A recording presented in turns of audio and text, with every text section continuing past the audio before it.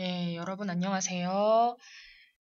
이렇게 목소리로만 여러분들을 찾아보게 되었습니다. 오늘부터는 제가 없고 저는 베트남에서 아마 중3 선배님들과 함께 있을 것 같은데요. 저는 없지만 저의 목소리와 함께 이 생명과학을 공부하시기를 바라겠습니다. 네, 여러분 이 2주 동안 제가 없어서 수업하는 게 쉽지 않겠지만, 여러분한테 좋은 소식은 2주간의 퀴즈와 형성평가가 없다는 거, 보지 않아도 된다는 거, 대신에 수업 내용을 학습지에 적고, 여러분들이 이 화면을 보시면서 학습지에 필기를 한 다음에 다 완료하면은 이제 RP 페이퍼를 선생님께 달라고 합니다. 그런 다음에 이 RP 페이퍼 예습과 복습을 잘 작성하시면 됩니다. 여러분, 학습지를 하지 않고, 어머나, 이게 뭐니? 아니야. 학습지를, 학습지에 수업 내용을 반드시 적은 다음에 RP 페이퍼를 작성해야 됩니다. RP 페이퍼만 작성하시면 안 돼요. 아시겠죠? 네, 그리고 RP 페이퍼를 다 하시면 앞에 있는 제출 상자에 아무 때나 제출하시고, 만약에 이 시간에 RP 페이퍼를 다 못했다 그러면은 집에 가셔서 숙제로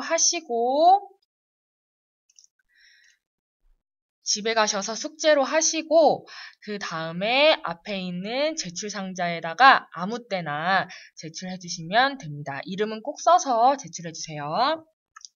네, 바로 수업 시작하도록 하겠습니다. 우리 지난 시간 거 복습해 볼 텐데요. 단백질은 위에서 뭐의 작용으로 분해된다고 했었죠? 네, 펩신의 작용으로 분해가 되고요. 최종적으로 뭐가 됩니까? 아미노산이 되죠? 아, 얘 왜 이러냐? 네, 두 번째, 지방이 소화되면 뭐와 뭐로 분해되는지 기억나십니까? 네, 지방산과 글리세롤으로 분해가 됩니다. 자, 세 번째, 소장에 있는 융털의 역할. 여러분 대답해 보세요. 소장에 있는 융털의 역할. 네, 소장에 있는 융털은 영양소를 흡수하는 그런 역할을 합니다.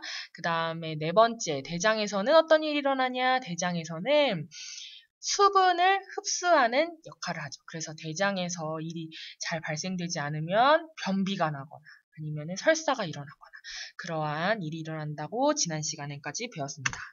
자, 오늘은요, 우리 몸의 배달부인 혈액에 대해서 보도록 하겠습니다. 자, 그래서 우리가 세포호흡에 대해서 배웠고 소화계와 영양소에 대해서 배웠는데 오늘은 이 순환계를 돌고 있는 혈액에 대해서 보도록 하겠습니다. 자, 공부를 해볼 텐데요. 자, 혈액은 뭐죠? 여러분, 혈액이 뭡니까? 네, 몸을 이루는 세포들 사이에서 물질 교환을 담당하는 체액이다. 말이 어렵죠? 말이 어려운데요. 그냥 혈액은 말 그대로 물질 교환을 할 수 있도록 우리의 몸을 돌고 있는 그러한 체액이라고 보시면 되겠습니다. 체액은 몸체죠. 몸체, 그다음에 액은 액체잖아요. 그래서 몸을 구성하고 있는 물이라고 생각하시면 되죠. 자, 그런데 이 혈액의 구성에는 어떤 것들이 있냐면, 자, 혈액을요, 뽑아가지고, 여러분들의 혈액을 막 뽑았어요. 그런 다음에 엄청 빨리 막 돌렸어요. 그럼 어떻게 되냐면요, 이렇게 됩니다. 어떻게 되냐면은, 고체는요, 이렇게 가라앉고요, 위에는 액체만 남아요. 고체는 밑에 가라앉고요. 위에 액체만 남아요. 그래서 원래 액체는요. 이렇게 노란색으로 띱니다. 여러분 이 노란색 하면은 생각나는 게 있지 않습니까? 여러분 이 액체가 뭐 같습니까? 오줌 같지 않습니까? 여러분들의 소변은요, 사실은 이 혈액에서 고체 부분을 빼고, 그리고 우리 몸에 좋은 영양소를 뺀 나머지 부분이 오줌이에요. 그쵸? 그래서 이 오줌은 사실은 혈액의 일부분이라는 거. 자, 그래서 결국에 어떻게 되냐면, 이 혈액은요, 두 가지로 나눌 수 있는데, 이 액체 부분과 고체 부분으로 나눌 수 있어요. 그리고 이 액체 부분을 뭐라고 하냐면 혈장이라고 합니다. 그리고 이 고체 부분을 혈구라고 불러요. 자, 그 다음에 이 액체는요, 그대로 있고요. 고체를 또다시 세 가지로 나눌 수 있는데, 뭐뭐뭐로 나눌 수 있냐면, 혈구를 나눌 수 있는 거예요.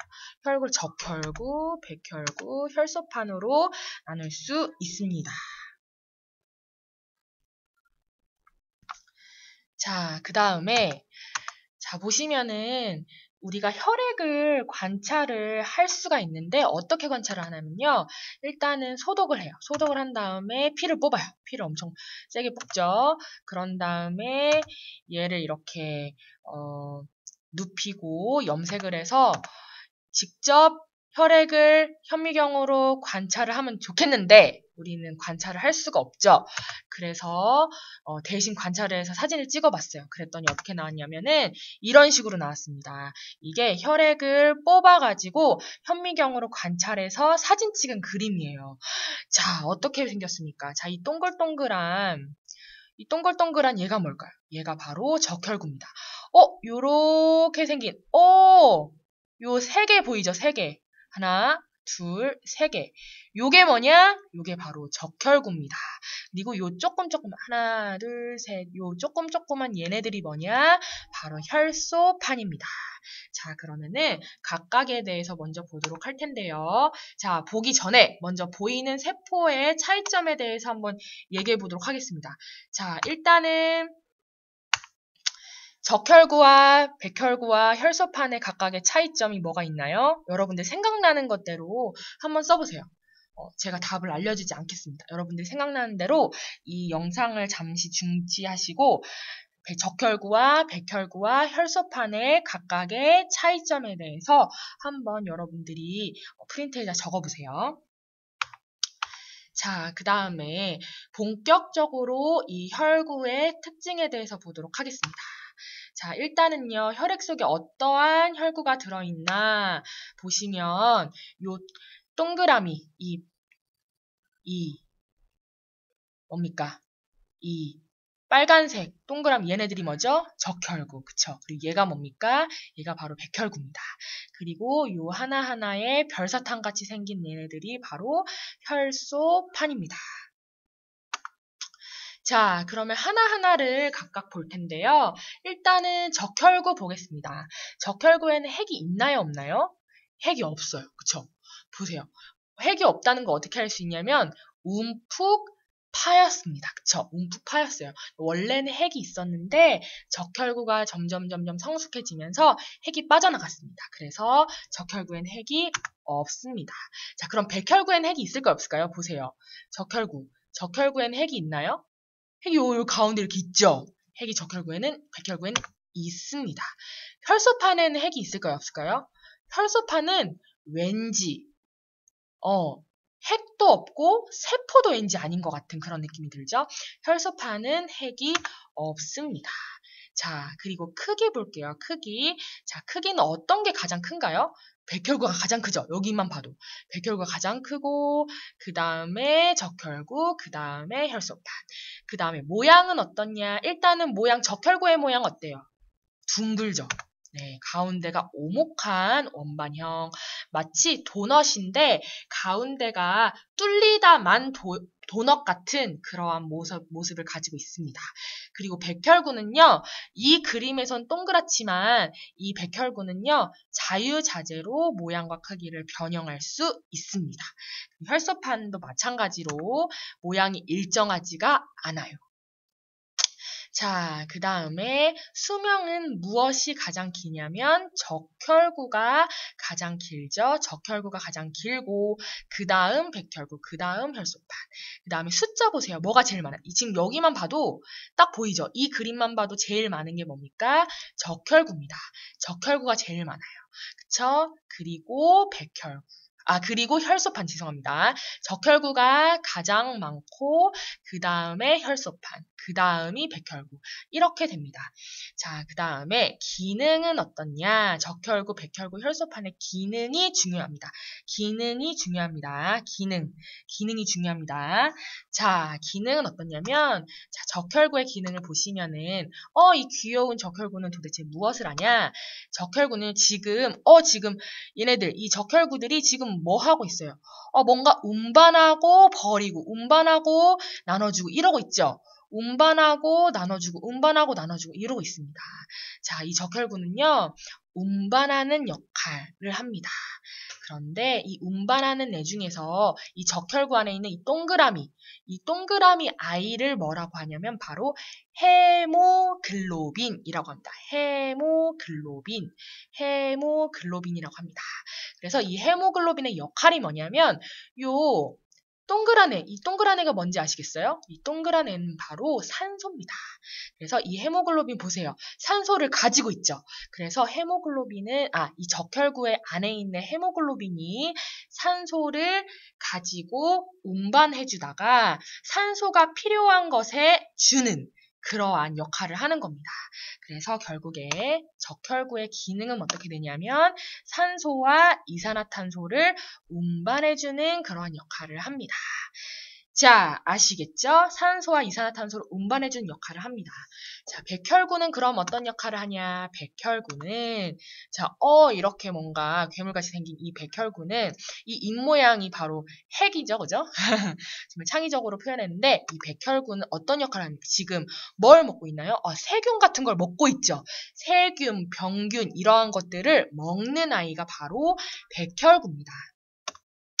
자, 그리고 백혈구는 그래서 식균 작용, 뭐냐면 식은 밥 먹는다 할 때 그 식이죠, 그죠? 균을 먹는 작용. 그리고 항체는, 이 병원균을 없애주는 애가 항체인데, 이러한 항체를 생성할 수 있도록 해서 결국에는 우리 몸 안에 있는 병균들, 세균들, 병원균들을 없애주는 그러한 역할을 합니다. 그래서 면역작용을 한다라고도 표현할 수 있습니다. 자, 그 다음에 마지막으로 혈소판의 기능을 보도록 하겠습니다. 혈소판은 어떤 역할을 하냐면요. 이 귀여운 혈소판, 세균같이 생긴 이 애들은요. 사실 세균 아닙니다. 세균같이 생긴 이 애들은 뭐 하냐면요. 얘네들이 뭐 하고 있습니까? 얘네들이요. 구멍이 뚫렸어요. 예를 들어서 우리가 바늘에 찔렸거나 해서 구멍이 뚫렸을 때 막 적혈구들이 나가려고, 혈액들이 나가려고 할 때 안 돼 하면서 얘네들을 묶어주는 역할. 다시 말해서 딱지를 생성해서 혈액을 빠져나오지 못하도록 하는 그런 역할을 하는 겁니다. 그걸 뭐라고 하냐면 혈액 응고작용이다 그럽니다. 뭐냐면 혈액을 딱딱하게 굳혀서 다른 혈액들이 나가지 못하도록 막는 그러한 역할을 누가 하냐면 혈소판이 하는 겁니다. 아시겠죠? 그래서 혈액의 구성과 기능, 적혈구, 백혈구, 혈소판의 특징들과 기능들을 여러분 잘 알아두시면 여러분 객관식으로 너무 잘 나오겠죠? 여러분 잘 알아두시기 바랍니다. 자, 여러분 생각의 날개달기들 볼 텐데요. 자, 고산지대에 사는 사람들의 백혈구 수는 평지에 사는 사람들과 어떻게 다를까? 그 이유는 뭘까? 한번 생각해 보세요, 여러분. 한번 생각해 보시고 답을 적어 보세요. 자, 답을 적으셨나요? 네, 한번 같이 보도록 할 텐데요. 고산지대에 사는 사람들은요, 고산지대는 높은 곳에 사는 사람들, 산 위나 이런 곳에서 사는 사람들인데요. 산 위에는요, 산소가 많을까요, 적을까요? 산소가 적습니다. 공기 자체가 적기 때문에 산소가 적어요.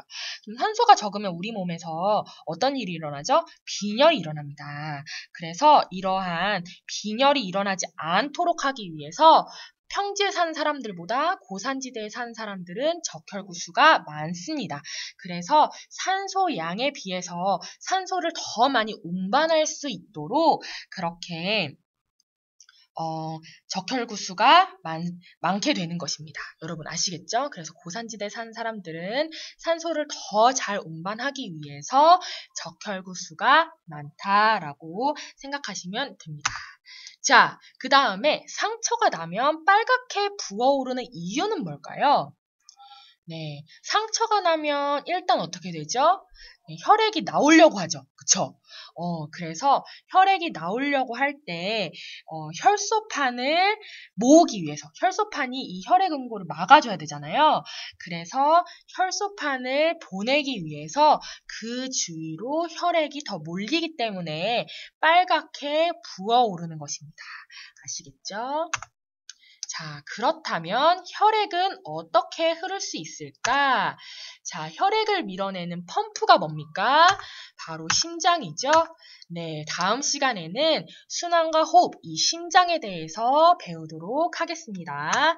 자, 여러분 지금부터 선생님께 RP 페이퍼를 달라고 하셔서 RP 페이퍼를 작성하시고 오늘 이 수업 시간에 RP 페이퍼를 다 작성하시면 내고 가시고 아니면은 집에 가셔서 하시고 다음 시간에 RP 페이퍼를 작성해서 내주시면 됩니다. 네, 수고하셨습니다.